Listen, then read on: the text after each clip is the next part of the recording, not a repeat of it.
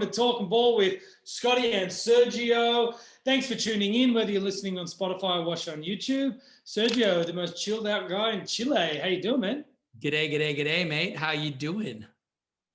I'm very good, mate. I've had some pretty weird weather recently, a lot of rain, really muggy in Sydney at the moment. But after this pod, I'm jumping out for a round of golf with some buddies from school, one I haven't seen in about 10 years. So looking forward to get out in the sun and having a swing, mate. Hopefully. I hope Tiger Woods is doing a lot better. Yeah, man. Yeah. Prayers for Tiger, man. It's pretty bad. You have to get cut out of the car and pretty gruesome leg injuries from what we're hearing. You been good, mate? All good over there in Chile? Yeah, great. Just hanging out with old friends, and we're out of phase 2, so it's like not as bad quarantine. You can actually go to outdoor restaurants, which is kind of nice. It's got a little curfew there at 10 or something? Yeah. Actually, today's the first day I didn't know. They pushed it to 11. Woohoo! Party time. Yeah. Oh, just in time for dinner, it seems, how late you guys have dinner. Yeah. Let's get straight into it, Serge. Today, guys, with the All-Star reserves being released, I thought today we'd break down both teams. We're going to give our biggest surprises and biggest snubs. After that, we'll look at some of the popular trade candidates and pick where we think they'll end up if they do indeed move. But let's not waste any time. Last week, the NBA released the starting lineups for the All-Star game. It is happening in Atlanta. It's on one night. It's not a whole weekend this year. Let's get straight into it. Here's the East All-Star team. The starters are Kyrie Irving, Bradley Beal, Kevin Durant, Giannis Antetokounmpo, and Joel Embiid. And the bench, James Harden, Jaylen Brown, Zach LaVine, Julius Randle, Ben Simmons, Jason Tatum, and Nikola Vucevic. Are you surprised any of those guys made it, Serge? I didn't think Vucevic was going to make it. Yeah, he's having a really good season, but again, it's they're struggling. They're not doing great. Orlando this year, they had a lot of injuries. I was a little bit surprised he made it as well. I've been saying all year I didn't think Zach LaVine really deserved his spot, but the Bulls are coming 6th in the East now. Yeah. So and he's scoring 30-plus points a game. Sorry, say that again, Serge? His numbers are really outstanding at the moment. He's scoring in the 30s nearly every game, and he's really, really efficient, which has always kind of been the problem with Zach LaVine. He's been a bit of a shot chucker, but this year he's on fire. So congrats to him. And also Julius Randle, first-timer as well, and Jaylen Brown. Those guys all making it in there for the first time. The only surprise I had, I think we said this when we first heard the teams, Jaylen Brown carried the Celtics for much of that first part of the season. I thought he maybe could have got a starting spot, but they've been struggling of late. Did Jaylen Brown make it last year? I can't remember. No, this is his first year as an All-Star. Yeah. I can't remember. Trae Young, though, last year he made it. And Simmons, this year... Simmons has had he's a great player, but he hasn't had the best of years. He's I think averaging 15, 8 and 8. He's on the best team in the East, and his defense is unbelievable. I think that's why he got in. Sometimes you have to show a guy some respect for being an absolute stopper. Yeah. I've got some of the snub candidates here. I'm going to read them out, Serge. You tell me who you think the biggest snub was for the East. We've got Bam Adebayo from Miami Heat, Trae Young, Domantas Sabonis, Jeremy Grant, Fred VanVleet, Chris Middleton, and Gordon Hayward. Who was unlucky to miss out of these guys? Jeremy Grant's had a great year, but he's on the worst team in the East pretty much. And I don't know, Jimmy Butler. I probably would have put Jimmy Butler in front of Ben Simmons. Yeah, Miami haven't gone great this year. For me, somehow, Domantas Sabonis should have probably been in there for Vucevic. He's averaging 22, 12, and 6. And Indiana, I believe, are coming 4th or 5th in the East. They're only at about 500, but they're still one of the better teams in the East. I thought maybe he could have made it. And Chris Middleton as well. He's been an All-Star the last couple of years. Miami's still doing well. He had a really good start to the season. Dropped off a little bit, but yeah, I think he's a bit unlucky. Yeah, kind of like I think it's just Trae Young as well. He was on the number 1 team in the East last year, and they're coming 3rd or 4th right now? 3rd. Yeah. Trae Young should feel probably disappointed as well. He started last year, and this year there's no spot for him in the 12. That's a big fall, but we had talked about that briefly about his efficiency. I mean, his numbers are still looking good, but his TR is not great. So those are numbers that are important to a team, and it's reflected in the Hawks so far this year. Even Gordon Hayward to some extent. The Hornets are in the top 8. They've been playing really well. He hasn't been their leading scorer all season. Terry Rozier's jumped in there. Really good this year. The Hornets have been winning games. They're in the playoffs. He hasn't been the leading scorer, let's say, every game, but he's been that steady influence as a secondary ball handler, scorer, rebounder. I think should be a little bit disappointed to miss out as well. I don't know. I think it's fair. If anyone, Rozier's been more pivotal to that team. So I don't know if Gordon Hayward deserves another All-Star. Yeah, fair enough. We'll move on to the West. The starters are Luka Doncic, Steph Curry, LeBron James, Kawhi Leonard, Nikola Jokic. The bench, Paul George, Damian Lillard, Donovan Mitchell, Anthony Davis, who has been replaced by Devin Booker, Rudy Gobert, first time for Zion Williamson, and CP3. We heard Doncic come out and say the other day that he doesn't feel like he should have been picked as a starter, that Damian Lillard's been playing a little bit better than him. It's a pretty gracious thing to say. Not a lot of these guys probably want to say that about themselves, but Damian Lillard made it anyway. How do you feel about that team, Serge? That's pretty boss. Let's take a moment and talk about that, because Luka, he's a brand now, and he could become a big brand. And for him to come out and say that, it's a lot of respect, a lot of humility towards him. And Damian Lillard, yes, maybe he does deserve that starting place, but Luka's a very popular player.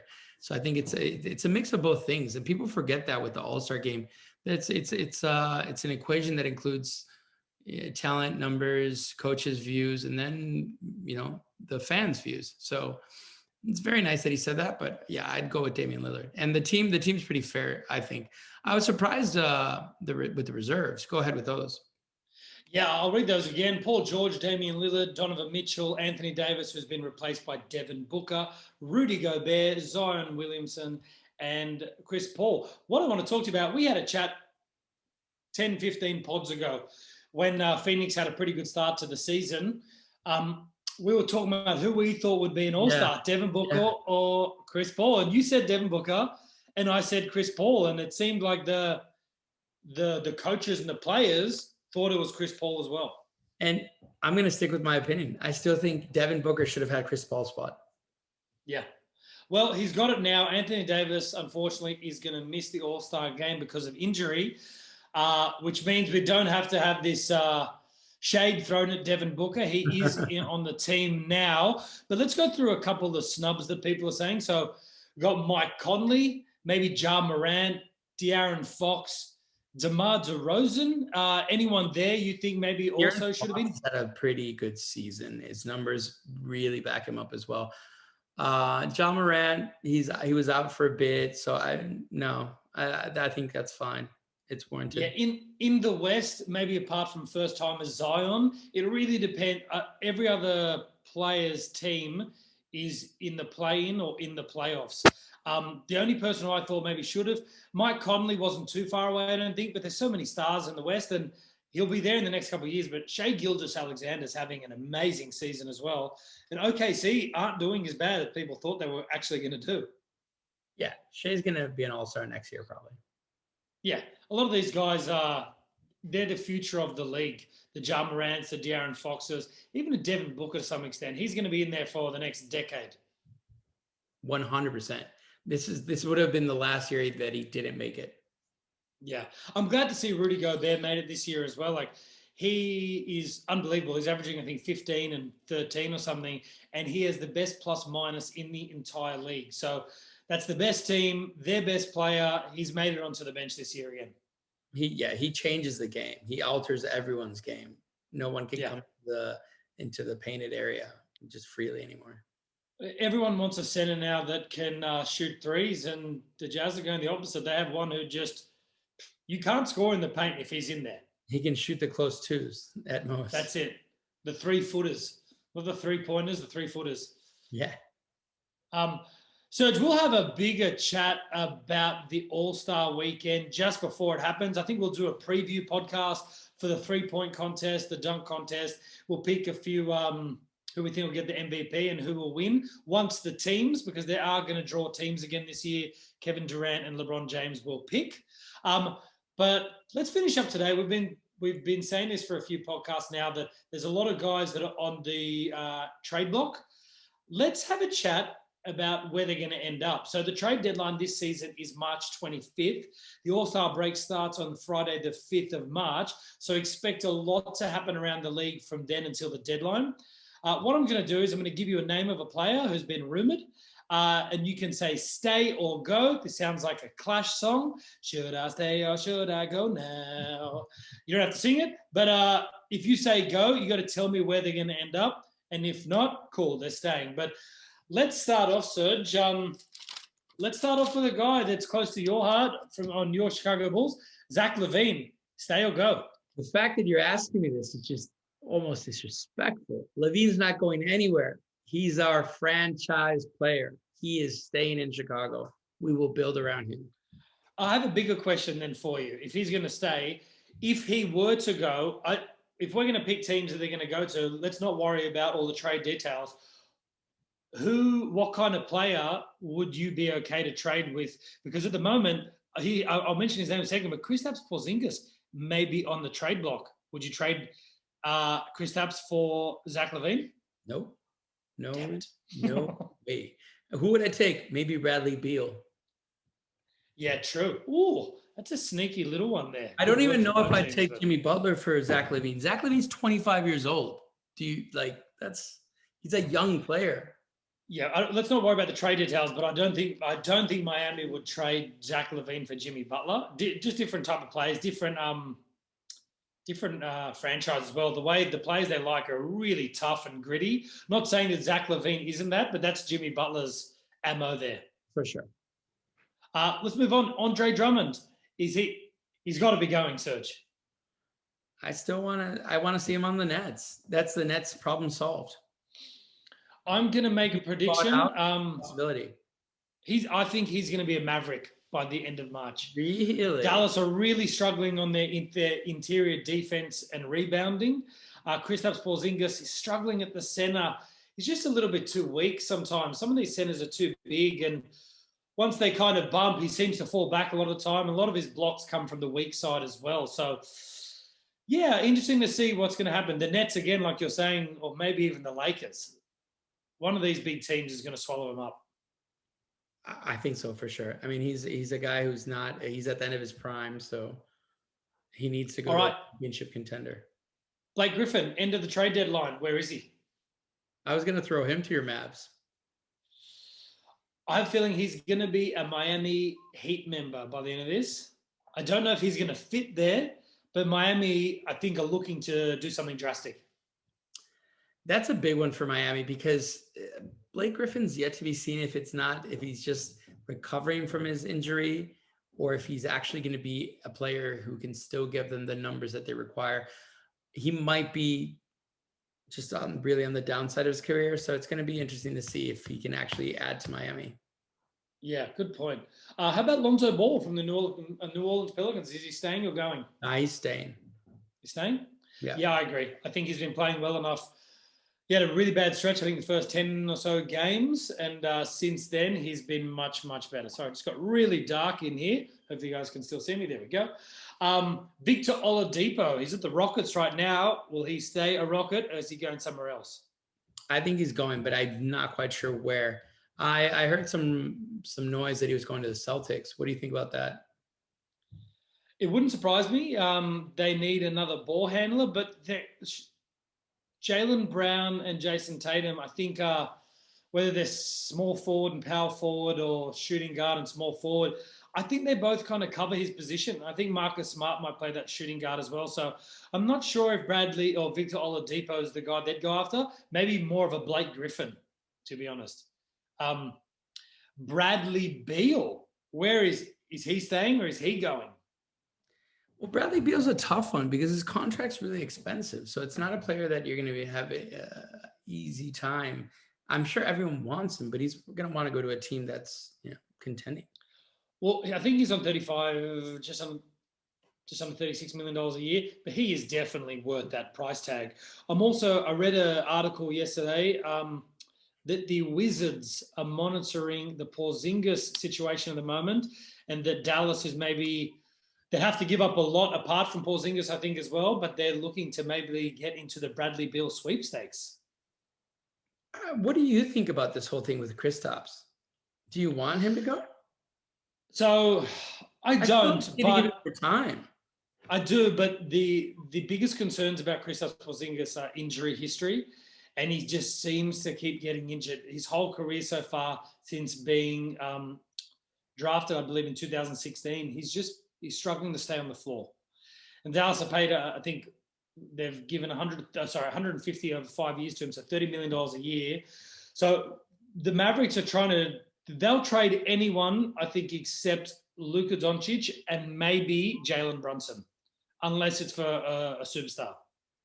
But I think Bradley Beal will be a Wizard, but so much depends on how the Wizards go, I think, up until the trade deadline. Yeah. Because if they start to lose games and hemorrhage, last pod, they still have a chance. In the East, they still have a chance. They're only like 3 games out or something.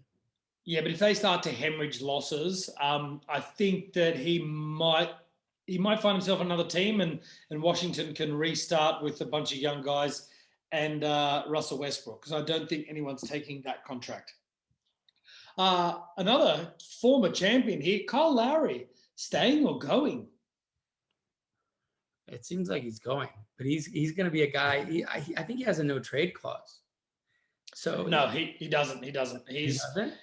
No, he doesn't. He can definitely be traded, and there's multiple championship contenders looking at him, especially the Philadelphia 76ers and the Clippers. If you had to pick where he's going to end up, which team do you think he'll go to, and which team suits him better? If I was him, I'd go to the Clippers for sure.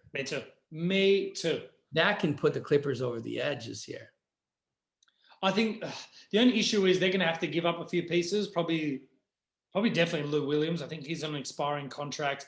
Maybe Zubats or something as well. I don't know if they can afford to lose Zubats, but I do agree. Kyle Lowry is the one that I think could take the Clippers right over the edge.